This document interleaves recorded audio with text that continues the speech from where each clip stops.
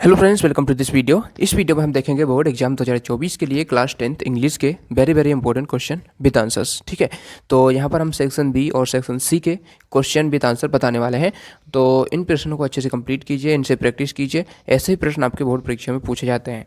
ठीक है, और जो मैं एप्लीकेशन बताने वाला हूँ, यहाँ पर 4 प्रकार के एप्लीकेशन और उनमें एक लेटर भी रहेगा, मैं बताने वाला हूँ। इनको अच्छे से कंप्लीट कर लीजिए। और यहाँ पर सेक्शन बी में पैराग्राफ राइटिंग और ऐसे राइटिंग, इनसे कैसे क्वेश्चन पूछे जाते हैं और कौन कौन से ऐसे आपको इंपॉर्टेंट हैं, इनको कंप्लीट कर लेना है। और साथ ही मैं आपको ये बताने वाला हूँ सेक्शन सी में ग्रामर से कैसे क्वेश्चन आते हैं। ठीक है, चलिए देखते हैं। सबसे पहले देखिए, सेक्शन बी में आपको लेटर या एप्लीकेशन पूछे जाते हैं। लेटर एप्लीकेशन पूछे जाते हैं, इसमें से क्वेश्चन इस प्रकार से पूछा जाता है। You are Manasvi Shrivastava, studying in government high school Chhindwara MP, write an application to your principal for school leaving certificate, यानी SLC या ट्रांसफर सर्टिफिकेट या करेक्टर सर्टिफिकेट। तीनों में से कोई भी दे सकते हैं, आपको लिखना सेम है, बस इसको बदल देना है। जैसे TC है, TC के लिए पूछा है तो TC कर देना है, SLC के लिए पूछी तो SLC कर देना है। उस यहाँ पर CC के लिए पूछी है करेक्टर सर्टिफिकेट, तो वहाँ पर CC कर देना है। बाकी आपको कुछ चेंजेस नहीं करना है। बस देखिए, यहाँ पर देख लीजिए, to the principal government high school Chhindwara. इतना आप केवल लिख देंगे ना, इतने लिखने के आपको 1 नंबर मिल जाता है। क्योंकि 4 नंबर में यदि आपकी एप्लीकेशन पूछा जाती है तो 1 नंबर इसके मिल जाते हैं, 2 इसके मिल जाते हैं, और 1 नीचे आपको जो आप लिखते हैं योर ओबिडेंटली वगैरह, उसके नंबर मिल जाते हैं। ठीक है, तो सबसे पहले यहाँ पर आप देख सकते हैं to the principal government high school Chhindwara, ये लिख लेंगे। उसके बाद यहाँ पर सब्जेक्ट डालेंगे। सब्जेक्ट में आप लिखेंगे an application for school leaving certificate, transfer certificate और करेक्टर सर्टिफिकेट। जो आपसे पूछी जाए एग्जाम में, यदि स्कूल लिविंग सर्टिफिकेट की पूछी जाए तो केवल इतना लिखना है, और TC की पूछे जाए तो इसको एप्लीकेशन फॉर इसकी जगह पर ये लिख देना है ट्रांसफर सर्टिफिकेट। यदि इसकी पूछे तो ये तीनों नहीं लिखना है। ठीक है, जो पूछी जाए उसकी लिख देना है। फिर लिखेंगे respected sir, I beg to, बिल्कुल इसी फॉर्मेट में आपको लिखना है। फॉर्मेट आपको चेंज नहीं करना है, जैसे आपको इसमें दिखाया है वैसे ही आप लिखेंगे, आपका एक भी नंबर नहीं कटेगा। तो यहाँ से आपको लिखना है respected sir, I beg to say that I am a regular student of 10th है in your school as my father has been transferred from Chhindwara to Shivpuri. Therefore, I kindly request you to issue me my transfer certificate at the earliest so I may take further admission. Thanking you sir, your faithfully Manasvi Shrivastava. Date October 7, 2022। तो date आप अपने हिसाब से जिस तारीख को आपका exam है उस तारीख को लिख सकते हैं। यहाँ पर ध्यान आपको ये देना है कि जो आप यहाँ पर ये लिख रहे हैं TC और CC, जो आपको पूछे जाए एग्जाम में वो लिखना है। जैसे इसमें TC की एप्लीकेशन पूछे तो TC लिख देना, और इसमें CC की पूछे तो CC करेक्टर सर्टिफिकेट लिख देना, और SLC की पूछे स्कूल लिविंग सर्टिफिकेट। ठीक है, TC और SLC एक ही चीज़ है। ठीक है, लेकिन आपको किस रूप में वो पूछ रहा है वो आपको ध्यान देना है। ठीक है, तो बाकी इस प्रकार से आप पूरी एप्लीकेशन लिख लेंगे। केवल इतना नंबर लिखने, इतने पे भी आपको 1 नंबर मिल जाता है, इसमें 2 नंबर मिलते हैं। और ऊपर जो आपकी मेन आप ये लिखते हैं कि स्कूल का नाम लिख दिया, टू द प्रिंसिपल, इसके और सब्जेक्ट वगैरह इनके 1 नंबर मिल जाते हैं आपको। तो पूरा लिखना है। यदि आपसे एप्लीकेशन नहीं भी बन रही है तो केवल इतना भी लिख देंगे जो कि आपको एग्जाम में क्वेश्चन में ही लिखा रहता है, तो भी आपको कुछ नंबर मिल जाते हैं। पूरे छोड़ने से अच्छा है कुछ ना कुछ लिख के आओ। क्वेश्चन नंबर 2 देखिए, you are Nishi you studying in government girls higher secondary school Morena, write an application to your principal requesting him to issue books from your book bank. ठीक है, ये बुक बैंक की एप्लीकेशन है, और बुक बैंक की application very important है। आपके exam में कई बार पूछी भी गई है, और आपने देखा होगा हाफ ईयरली एग्जाम में और कई बार पूछी भी गई है। तो देखिए, to the principal government girls higher secondary school. देखिए, मैं आपको एक चीज़ बताने वाला हूँ कि जब से आपने परीक्षा देनी शुरू करी है 10th की, और जितने भी पेपर आपके हैं उनको यदि आप कर लेंगे, तो मैं बता रहा हूँ कि कोई भी एप्लीकेशन बाहर नहीं जाएगी और कोई भी क्वेश्चन आपके बाहर नहीं जाएंगे। सभी पेपर को कर लीजिए। कुछ प्रश्न होते हैं जो कि बाहर चले जाते हैं, बाकी मैक्सिमम प्रश्न यानी 70 से 80% पेपर आपका उन्हीं में से आ जाएगा। जो आपका हाफ ईयरली का एग्जाम हुआ था, जो आपकी त्रैमासिक की परीक्षा हुई थी, उसमें से जो पेपर है, और जो आपकी जो प्री बोर्ड में आपको पेपर दिए गए हैं, इनमें से यदि आप कंप्लीट कर लेते हैं इनको, तो इसमें से बाहर आपका बिल्कुल नहीं जाने वाला है। आप लोग घबराइए नहीं, क्योंकि आपको लगता है कि क्या आएगा क्या नहीं आएगा, क्या पढ़ें क्या नहीं पढ़ें, ये सबको लगता है। जब हम भी पढ़ते थे तो हमको भी लगता था कि क्या पढ़ें। तो आपको करना क्या है, केवल जो आपके जो पेपर्स हैं पहले उनको कंप्लीट कर लीजिए। उनके ही क्वेश्चन इतने ज़्यादा हैं कि आप उनको ही कंप्लीट करेंगे तो उनसे बहुत अच्छे मार्क्स आप स्कोर कर पाएंगे, क्योंकि उनमें अथवा सहित ही प्रश्न रहते हैं ये। ठीक है, अथवा सहित जो प्रश्न रहते हैं उनको अथवा सहित आप कंप्लीट कर लेते हैं तो एक भी प्रश्न छूटने की संभावना नहीं रहती है। तो मैं आपसे यही करता हूँ कि आप सबसे पहले पेपर्स को कंप्लीट कर लीजिए। प्रीवियस ईयर के कर सके तो उनको भी कर लीजिए, क्योंकि प्रीवियस ईयर से भी क्वेश्चन रिपीट होते हैं। ठीक है, यहाँ पर सब्जेक्ट लिख लेंगे application for issue books from book bank, और respected sir, most humbly I beg to say that I am a student of class 9th B. जो इसमें आप 10th हैं तो 10th भी कर लेंगे। Of your school my father is poor, he is in class 3rd employ in a company, we are 4th brothers so he cannot afford my study and to buy my books. I therefore request you to issue me my books from school book bank. I shall be obliged.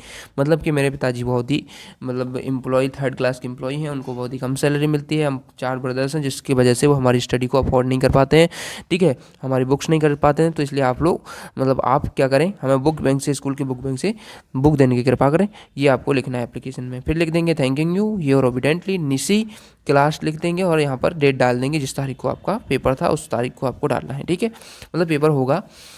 Third देखिए, you are Kaushal Sharma studying in government HSS Narayanpura, writing an application to your principal for fee concession, ठीक है, इसमें book bank की मैंने बता दी, TCSLC की बता दी, फी concession, ये 3 एप्लीकेशन ऐसे हैं जो बहुत ज़्यादा पूछे जाते हैं, इनको कंप्लीट जरूर करना। फी कंसेशन की यानी फ़ी माफ़ कर दें, जैसे कि आपके स्कूल में फ़ी लग रही है और आप उसको पे नहीं कर पा रहे हैं, आपकी फैमिली पे नहीं कर पा रही है, तो उसके लिए एप्लीकेशन लिखना है to the principal government HSS Narayanpura MP, subject डाल देंगे एप्लीकेशन को फी कंसेशन।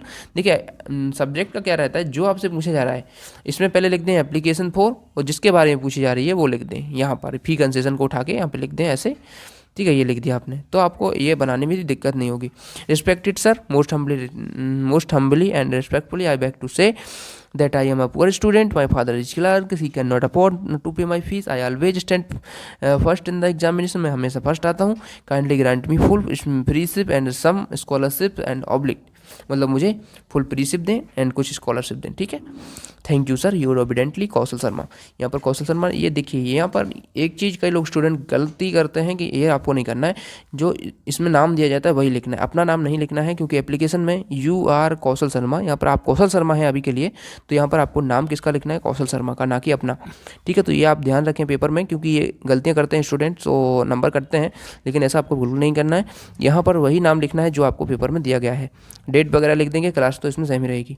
उसके बाद आती है you are Deepansh write an application, इसमें एप्लीकेशन नहीं है, इसमें लेटर है, to your friend inviting him to attend the marriage ceremony of your sister, ठीक है, आपकी सिस्टर की मैरिज सेरेमनी को अटेंड करने के लिए आपको फ्रेंड्स को एक लेटर लिखना है, जो कि आपको इस प्रकार से लिखना है। सबसे पहले लेटर लिखने के लिए हमें पहले एड्रेस डालना होता है कि हम किसको लिख रहे हैं। देखिए यहाँ पर डाल देंगे, कुछ भी डाल सकते हैं, ऐसा नहीं कि यही आपको रटना है। यहाँ पर 432-4 आप लिख सकते हैं, 35B 35A कुछ भी लिख सकते हैं, जो एड्रेस का एक फॉर्मेट होता है वो आप लिख सकते हैं। 432-4 बिहाइंड गवर्नमेंट हॉस्पिटल भिंड लिख सकते हैं। डेट यहाँ पर जरूर डाल दें कि किस तारीख को हम लिए लिख रहे हैं। उसके बाद जिसको भी लिख रहे हैं उसको लिखना है डियर सूरज, जैसे सूरज को लिख रहे हैं, कोई भी फ्रेंड आपका हो सकता है उसको लिख रहे हैं, ऐसे डाल देंगे। उसके बाद पूरा आपको ये बॉडी लिखना होता है कि इसमें हम किस बारे में लिख रहे हैं। तो I am sorry because I have not been written you for a long time, मैंने तुम्हें बहुत अधिक समय से नहीं लिखा है। हाउ ऑल आर देयर, वहाँ सब कैसा है। आई was about to come by personal but there is a lot of mess in here and I am here, I am hardly free for myself, ठीक है, मतलब यहाँ पर बहुत ज़्यादा काम है, पर्सनल काम है, जिससे मैं पर्सनली नहीं आ पा रहा हूँ, इसलिए मैं आपको लेटर भेज रहा हूँ, और ये सब आपको लिख देना है। उसके बाद लिखेंगे I would like to invite you to my sister's wedding, मैं आपको इनवाइट करता हूँ अपनी सिस्टर की वेडिंग में। All the friend are coming and I am expecting you to come with your whole family, I take leave now, ठीक है। Say hello to everyone there, I would really like see you there for 4 days, ठीक है। तो इस प्रकार से पूरा letter आपको लिख देना है, और उसके बाद लिख देना योर लविंगली, और नेम आपको अपना लिख देना है जो भी लेटर लिख रहा है। तो इस प्रकार से एक लेटर लिखा जाता है, ये आप ऐसा लिख देंगे, पूरा नंबर आपको मिलेगा, ठीक है। तो ये कुछ लेटर एप्लीकेशन में हमने आपको बताया, बहुत इंपॉर्टेंट। अब हम देखते हैं बंडल ऑफ साइंस का जो एप्लीकेशन, अब हम देखते हैं बंडल ऑफ साइंस का जो निबंध है आपका बोर्ड एग्जाम में बहुत ज़्यादा पूछा जाता है, और MP बोर्ड में तो खासकर बंडल ऑफ साइंस का बार बार रिपीट होता है। तो ये आपको जरूर से कर लेना है, क्योंकि आपको कंप्लीट तो करके ही रखना है, क्योंकि आता ही है, बार बार आता है बंडल ऑफ साइंस का। देखिए यहाँ पर इंट्रोडक्शन है, scientific invention, means of transport and communication, medicine and surgery, ये कुछ इसमें हेडिंग्स हैं, इनको आपको कंप्लीट करना है। कंप्यूटर, डिसएडवांटेजेस एंड कंक्लूजन, इनको लिखने के बाद आप लोग यहाँ पर इम्पोर्टेंस ऑफ ट्री का ऐसे भी कर सकते हैं, ठीक है। तो ये 2 निबंध मैंने आपको बताए हैं, ये बहुत ही इंपॉर्टेंट है, बहुत ज़्यादा पूछे जाते हैं। फेस्टिवल का भी करना चाहें तो कर लीजिए, वैसे मैं आपको बताता हूँ कि केवल 2 ही कर लीजिए, इंपॉर्टेंस ऑफ ट्री का और एक वो कर लीजिए, ठीक है, बंडल ऑफ साइंस का। Introduction, importance of tree in ancient civilization, ठीक है। ये कुछ हेडिंग्स हैं जिनको आप लिख सकते हैं। मैं ऐसा नहीं बोल रहा कि आप पूरे इन्हीं को याद कीजिए, जो आपने पहले से कर रखा है उसको भी पढ़ सकते हैं, ठीक है। तो ये आप इस प्रकार से इनको कंप्लीट कीजिए। उसके बाद देखिए आर्टिकल या पैराग्राफ राइटिंग भी आता है। आर्टिकल या पैराग्राफ राइटिंग क्या होता है, कोई भी आपको टॉपिक दे देंगे, जैसे ऑनलाइन एजुकेशन यहाँ पर लिखा है, एंड ऑनलाइन एजुकेशन के ऊपर आपको 100 से 150 शब्दों में या 200 शब्दों में, वैसे इतना नहीं लिखना होता है, 100 से 200 शब्दों के बीच में आपको लिखना होता है। ये एक आर्टिकल आपको लिखना होता है। आर्टिकल यानी पैराग्राफ लिखना होता है, उसके बारे में क्या क्या आप जानते हैं ऑनलाइन एजुकेशन के बारे में, पूरा इंग्लिश में लिखना होता है। तो मेरे ख्याल से आप ऐसे कर लेंगे तो ये भी करने की ज़रूरत नहीं है, लेकिन आपका कभी अथवा में नहीं पूछे ये, तो आपको दोनों ही करना ज़रूरी है। तो ये आप कुछ इंपॉर्टेंट है जो मैंने आपको बता दी है। Online education, man and mobile, जो कि आपके पूछे भी गए हैं आपके जो आपके प्री बोर्ड हैं उनमें, तो इनको आप जरूर कंप्लीट कर लें। उसके बाद देखिए पिक्चर गाइडेड कंपोजिशन क्या होता है। पिक्चर गाइडेड कंपोजिशन ये होता है जो आपको पिक्चर दे दी जाती है और उसमें से आपको बोलते हैं कि इस पिक्चर को देखकर कुछ सेंटेंस लिखिए और कुछ साइड शॉर्ट नोट लिखिए, ये आपको लिखना होता है। जैसे कि on the basis of the picture given below right a short paragraph about the importance of tree, यानी पेड़ों के महत्व के बारे में आपको लिखना होता है इंग्लिश में।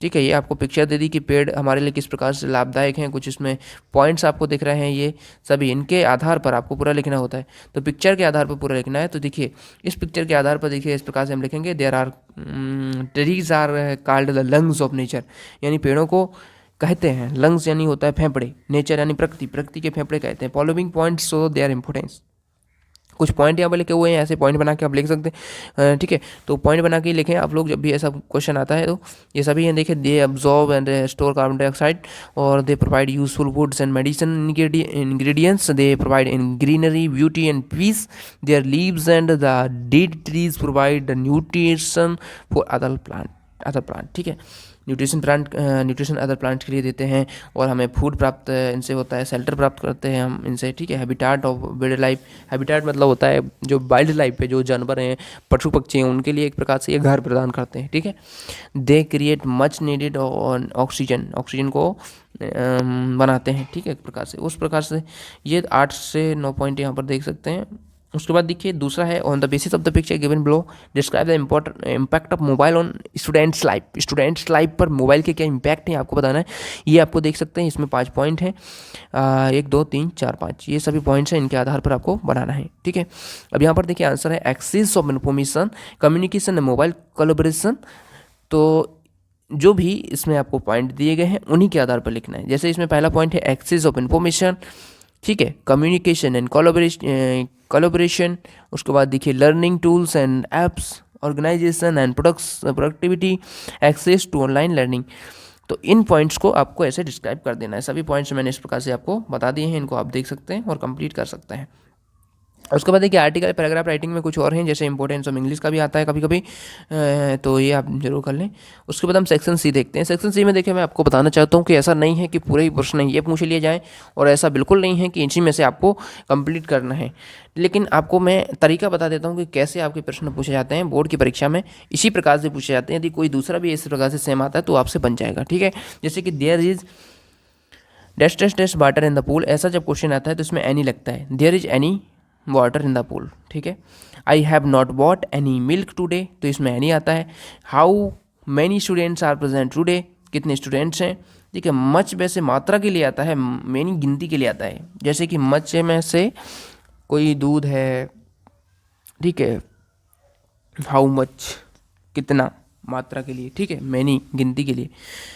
मे आई टेक योर पेन, इसमें परमिशन ली जा रही है तो मे इसमें आ जाएगा, may I take your pen. We should follow traffic rule. ठीक है, देखिए ऐसे जो कर लेते हैं कुछ तो रिपीट हो जाएगा, ऐसा मैं नहीं बोल रहा कि एक भी नहीं आएगा, लेकिन कुछ तो रिपीट, जैसे ये वाला आता है we should to follow traffic rules. ठीक है, when I was young I could climb trees. ठीक है, उसके बाद देखिए I would have buy the mobile if I had money, यदि मेरे पास पैसे होंगे तो मैं मोबाइल खरीदूंगा। He knows the boy who is wearing the blue T shirt. ठीक है, तो इसमें हु आता है। उसके बाद हिज ब्रदर, देखिए ए अंदा के इसमें आपको सिंपल सा ये याद रखना है, आरजे जैसे इसमें बोल रहा है, his brother is RJ in the local radio channel, RJ ऐसे लिखेंगे इसको हिंदी में उच्चारण करेंगे तो आ रहा है। आ मतलब आ से आहा तक के बीच में कोई भी स्वर आता है तो एन आता है इसके यहाँ पर, इसका उच्चारण यदि ऐसा आता है तो एन आता है, तो इसमें एन आएगा। ठीक है, यदि का से लेकर गा तक के कोई भी आते हैं व्यंजन उच्चारण करने का पहला शब्द तो वहाँ पर ए आता है। ठीक है, याद रखना है 2 चीज़ें आप लोग। दा तो जैसे कि द मून, द सन, ऐसे इनके नक्षत्र हो, कोई ग्रह हो या कोई भी स्पेशल चीज़ हो, कोई भी शहर हो बड़ा, उसके आगे द आता है, ठीक है। There is not any water in the pool, वही क्वेश्चन है। He has written many place, ठीक है। अब इसमें ये देखना होता है कि हैज लगा है तो ये थर्ड फॉर्म इसमें लगेगी, क्योंकि ये परफेक्ट का वाक्य बन जाता है, ठीक है। और परफेक्ट में हमेशा क्या लगती है, थर्ड फॉर्म लगती है। He has written many place, same question. The earth moves round the earth, ठीक है। पृथ्वी क्या करती है, घूमती है, चक्कर लगाती है, ठीक है। अर्थ ये हो गई, ये सन है, पूरे ऐसे मूव करती है। ही always come on the time, comes आएगा इसमें, क्योंकि ही एक वचन है, एक वचन के साथ प्रेजेंट इंडेफिनेट में ई एस आई एस लगता है बॉब में, ठीक है। अब देखिए डू एज डायरेक्टेड है कुछ इसमें है, जैसे कि ये बहुत इंपॉर्टेंट है, ऐसा पूछा जाता है जो he did his work well, change into negative, negative में बदलना है तो he did not do his work, he did not do his work, ऐसा बनाना रहता है। क्योंकि इसमें देखिए डिड जो लिखी है ये, इसमें ये सेकंड फॉर्म है क्रिया की, ये इसमें हेल्पिंग वर्ब नहीं है इसकी।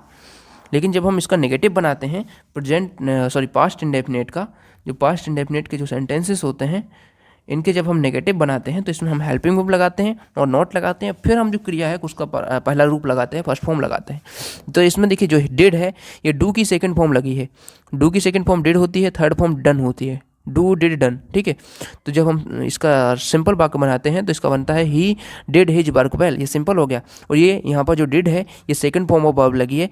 उसके बाद जब हम इसका नेगेटिव बनाते हैं तो नेगेटिव में ही तो लगा देंगे ज्यों का त्यों। उसके बाद ये डिड है ना, डिड, ये इसकी हेल्पिंग वर्ब लगा दी हमने। अभी helping verb note, helping verb जो नोट वाले वाक्य बनाते हैं, जो नेगेटिव बनाते हैं तो उसमें हेल्पिंग वर्ब लगाते हैं, फिर नोट लगाते हैं। तो डिड नोट, ये हमने हेल्पिंग वर्ब नोट लगा दिया। उसके बाद फिर से हमें यहाँ से शुरू करना है, ठीक है। फिर से हमें क्या करना है, फिर से हमें यहाँ से शुरू करना है। जैसे हमने ये डिड नॉट यहाँ इतना लगा दिया है बीच में, उसके बाद ये पूरा हमारा फिर अभी बाकी है। कई लोग कन्फ्यूजन करके डिड को ही हटा देते हैं, डिड को नहीं हटाना है। अब डिड है, अब डिड तो ये सेकंड फॉर्म थी, अब हमें नेगेटिव बनाना है तो नेगेटिव में फर्स्ट फॉर्म लग जाती है डिड की। तो अभी मैंने बताया था कि डिड की फर्स्ट फॉर्म क्या होती है, डिड की होती है डू।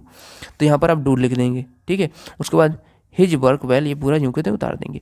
तो ऐसे बनाना होता है, ठीक है। ये गलती नहीं करना है आपको। कई लोग क्या करते हैं, ऐसे बना देते हैं he did not his work well, did के बाद उन्होंने बस नोट लगा दिया, लेकिन अब उन्होंने डू नहीं लगाया, क्योंकि डू फर्स्ट फॉर्म होती है जो लगाना जरूरी है। अब ये डिड नॉट, ये डू ही होती है एक्चुअल में, ठीक है। वो तो सेकंड फॉर्म में इसलिए डिड लिखी हुई है, बाकी इसकी हेल्पिंग वर्ब लगा के हमें फिर से डू लगाना होता है, क्योंकि ये फर्स्ट फॉर्म लगानी होती है यहाँ पर, ठीक है। They are selling their house, change into present perfect.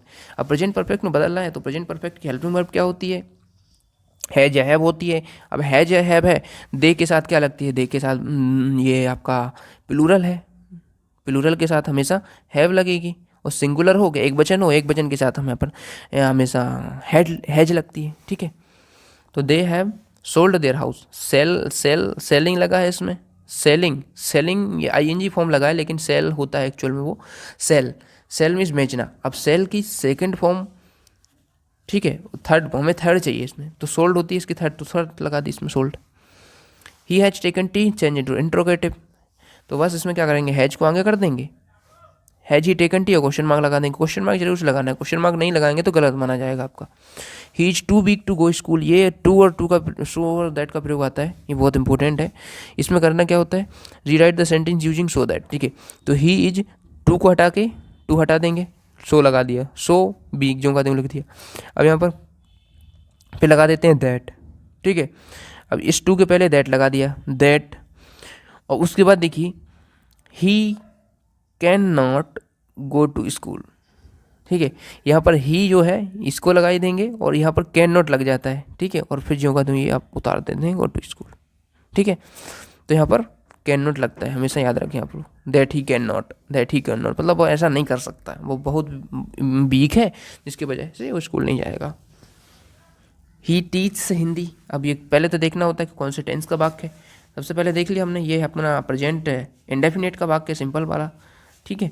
तो ही टीच हिंदी, इसमें ये एस सी लगा है। अब हमें इसको क्या बनाना है, पैसिव वॉइस बनाना है। पैसिव वॉइस बनाने के लिए हमें सबसे पहले लिखना होता है ऑब्जेक्टिव। ऑब्जेक्टिव इसमें क्या है, यानी ऑब्जेक्ट क्या है इसमें, ऑब्जेक्ट हिंदी है, तो हिंदी हमने आगे लिख दिया हिंदी। उसके बाद इसकी जो प्रेजेंट है, प्रेजेंट के लिए इज एम आर लगती है, ठीक है, इज एम आर, पेसिव जब बनाते हैं तो प्रेजेंट के लिए इज एम लगेगी, लेकिन हिंदी सिंगुलर है तो हिंदी सिंगुलर के लिए इज लगेगी। यहाँ पर आई होता, आई के लिए एम लगती है, ठीक है। वैसे आई का मी बन जाता है जो उसमें, तो उसके लिए एम लगता है, ठीक है। तो यही हमें देखना होता है कि क्या लगाना है। तो ही टीच हिंदी, तो ही इज, अब इसमें थर्ड फॉर्म लग जाती है, टीच की थर्ड फॉर्म लग जाएगी, TAUGHT टॉट। अब बाई लग जाता है और ही का हो जाता है हिम, ठीक है। तो ये आपको याद रखना है। उसके बाद unless you work hard you won't pass, तो इफ़ अनलेस का प्रयोग करना है, use if in place of unless. इसमें क्या करना है, if you work hard you will pass, यदि तुम हार्ड वर्क करोगे तो तुम पास हो जाओगे। अनलेस यू वर्क हार्ड, जब तक तुम वर्क हार्ड नहीं करोगे यू वॉन्ट पास, ठीक है। तो इसमें सिंपल सा है, अनलेस को हटा देंगे, अनलेस का मतलब होता है यदि नहीं, ठीक है।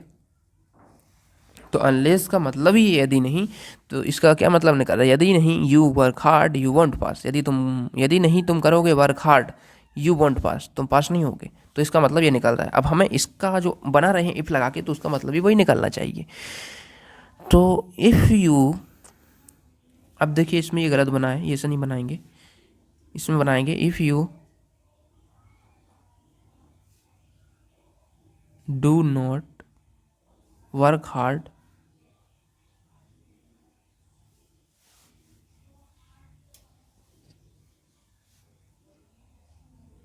और फिर ज्यों का त्यों यू वॉन्ट पास, ये ज्यों का त्यों लिख देंगे, ठीक है। क्योंकि हमें ये बताना है यहाँ पर अनलेस, इसमें पहले से ही मतलब है यदि नहीं, तो हमें ये भी लिखना है कि इफ़ यू डू नॉट। अब हम डू नॉट इसलिए लगा रहे हैं क्योंकि इफ़ के बाद यहाँ पर इफ़ का मतलब नहीं होता है, इफ़ का मतलब केवल यदि होता है, अनलेस का यदि नहीं होता है, ठीक है। तो if you do not work hard, यदि तुम वर्क हार्ड नहीं करोगे तो यू वोंट पास, तुम पास नहीं होगे। तो इसमें ये थोड़ा इसमें मिस्टेक है, यहाँ पर डू नॉट लगाना है और फिर ज्यों का त्यों लिखना है, ठीक है। ये ऐसा नहीं बनाएंगे आप लोग, ठीक है। उसके बाद देखिए ये आपको मीनिंगफुल सेंटेंस बनाने के लिए कह रहा है, इसमें कुछ दे दिया, in the park we are playing children football, तो इसमें ऐसे बनाने के children were playing football in the park. ये मीनिंगफुल सेंटेंस का भी एक ना एक आता है आपका, डेफिनेटली आएगा, ठीक है। उसको यहाँ पर करके यहाँ करके दे देते हैं आपको। सबसे पहले सब्जेक्ट लिखना होता है, फिर उसकी हेल्पिंग वर्ब लिखनी होती है, इसमें वर्ब की फॉर्म लिखनी होती है, फिर यहाँ पर ऑब्जेक्ट लिखते हैं, फिर अदर वर्ड लिखते हैं, ठीक है। She speaks the truth, she does not speak the truth, change the sentence into negative, ठीक है।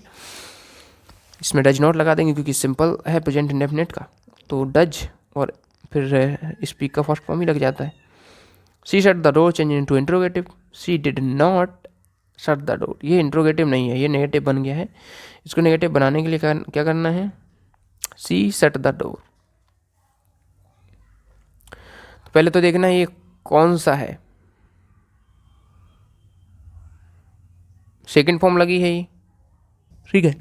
जब सेकंड फॉर्म लगी है तो ये पास्ट इंडेफिनेट का वाक्य है, और इंडेफिनेट का वाक्य है तो इंट्रोगेटिव बनाना है। देखिए इसमें गलत बन गया है, इसमें नेगेटिव समझ के बना दिया गया है, जैसे इसमें से नेगेटिव नहीं पूछा है, इसमें इंट्रोगेटिव पूछ रहा है। इंट्रोगेटिव बनाना है तो इसमें लगाएंगे सी है, सी शट द डोर, तो सबसे पहले लगाएंगे इसकी हेल्पिंग वर्ब। हेल्पिंग वर्ब क्या होती है, इसमें डिड होती है, ये कौन से टेंस का है, पास्ट इंडेफिनेट का डिड। फिर लगा देंगे she shut the door question mark, ये आपको करना है, ऐसे करना है, ठीक है। ये आपका बनता है इंट्रोगेटिव इसका। 10वां क्वेश्चन देखिए, tea is too hot to drink so that, भाई मैंने बताया आपको जो tea is so hot that it can not be drink. अब देखिए टी तो क्या है, टी कोई व्यक्ति तो नहीं है जिसमें हम ही या सी लगा सकते हैं। टी क्या है, निजी वस्तु, निजी वस्तु के लिए यहाँ पर इट लगता है, वहाँ पर ही लगता था, जैसे ही या सी जो भी होता था। तो इस प्रकार से देखिए मैंने आपको काफ़ी सारे क्वेश्चन कंप्लीट करा दिए और इनकी प्रैक्टिस करके जाइए, ऐसे ही क्वेश्चन आपकी बोर्ड परीक्षा में पूछे जाते हैं। चलिए मिलते हैं नेक्स्ट वीडियो में, बाकी सभी विषयों के इंपॉर्टेंट क्वेश्चन आपको चैनल पर प्रोवाइड कराए जा रहे हैं विद सॉल्यूशन, तो आप जाइए उनको देखिए, प्लेलिस्ट पर लिंक आपको मिल जाएगा।